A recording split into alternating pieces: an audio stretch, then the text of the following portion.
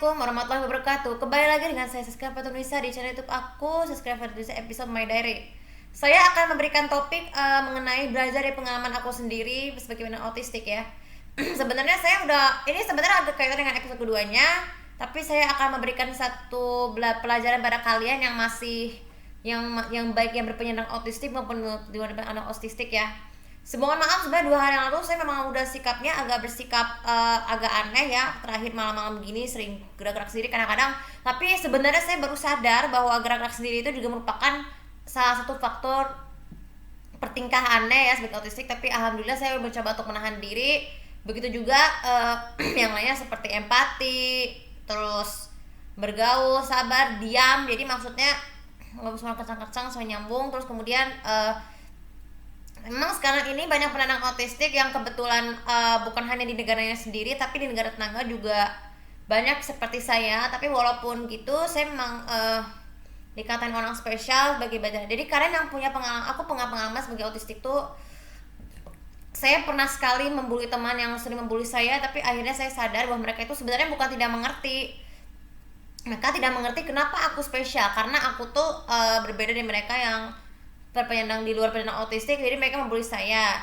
Tapi bagi kalian yang harus kalian tahu bahwa bully di sekolah itu cukup hal yang wajar bagi autistik, karena mereka merasa tidak paham kenapa kita jadi seperti ini. Sampai lama-lama kita baru sadar bahwa kita selalu difitnah. Memang sih fitnah tuh lebih kejam dari pembunuhan. Kalau terutama bagi kita punya autistik, kita autistik sering difitnah oleh temannya. Yang buat salah kita itu atau teman barang membuli kita pasti akan tahu apa kita membuat faktor kita semakin lupa akan sesuatu, misalnya barang, terus seorang tua, terus kita terlalu salah pergaulan dengan teman yang di luar autistik yang nggak baik. Jadi kita tahu bahwa nggak semua teman itu jahat, ada juga teman yang baik yang mengerti kenapa kita sebagai autistik. Jadi pengalaman pelajaran ini yang juga kita dalamin biar kalian lebih ingat dan lebih serap kalau kalian sebagai penyandang autistik. Nah sebenarnya masih banyak lagi kalau melakukan di tempat umum juga seperti itu. Kira-kira kan bagi anak-anak yang autistik kan yang umurnya di bawah usia remaja kan kadang tidak tahu apa itu segala sesuatunya, sehingga kita keliling-keliling untuk membuat kita tuh merasa malu ya. Kita membuat orang lain tuh malu. Kenapa sih kok orang sering mandiri membuat rasa malu? Nah itulah yang membuat kita sebagai orang tua tuh merasa marah. Jadi makanya itu wajar, karena kan memalukan itu juga hal yang baik sebagai orang autistik. Begitu juga pengucapan. Sebenarnya pengucapan pada autistik itu sebenarnya kan memicu kejelasan seperti bicara sendiri, terus bergumam, berdengung, terus berteriak-teriak. Itu sebenarnya juga merupakan pengalaman aku juga dari aku sendiri sebagai orang autistik. Tapi alhamdulillah saya udah bisa menjaga bicara, apalagi termasuk bicara kasar ya.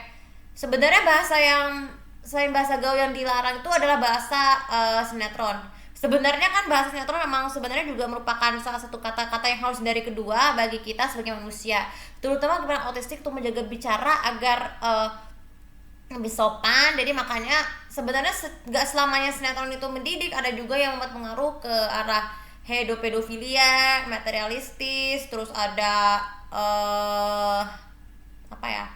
materialistik, atau juga kita menyebutnya karena bertutur sebagai pak, mak, atau pak lampir ya, karena kan biasanya kan di toko mistis. Nah makanya kalau kalian yang masih tahu bahwa kata-kata tersebut harus dihindari, gunakan kata yang sopan, lemah lembut, dan nada bicaranya juga boleh terlalu tinggi dan terlalu rendah, cukup sedang, dan kecepatan pengucapannya tidak boleh terlalu cepat atau terlalu lambat. Nah kemudian kalau pikiran kita sebagai autistik, biasanya kalau pikiran kita sebagai autistik kita pengaruh pada imajinasi yang membuat kita tuh lebih ke konsentrasi, fokus terhadap sesuatu yang pada hal satu. Makanya kita belajar banyak dari pengalaman bahwa pikiran satu itu akan sangat berguna juga untuk berpikir dan membuat perhitungan. Maka penyandang autistik yang memiliki pikiran seperti itu tuh harus dilatih terus menerus berpikir sebelum melakukan sesuatu. Apakah harus kita lakukan? Nah itulah pelajaran belajar dari aku sendiri untuk kalian sebagai penyandang autistik, supaya kalian mengerti bahwa penyandang autistik itu dikatakan cukup spesial, jadi bisa meraih kesuksesan seperti yang aku alami sekarang ini. Oke, ini dia untuk video kali ini, semoga bisa bermanfaat. Kalian udah cukup 5 menit, dan jangan lupa seperti biasa untuk komen, like, dan subscribe channel Bobo ini untuk mendapatkan info tentang aku ya. Terima kasih. Assalamualaikum warahmatullahi wabarakatuh.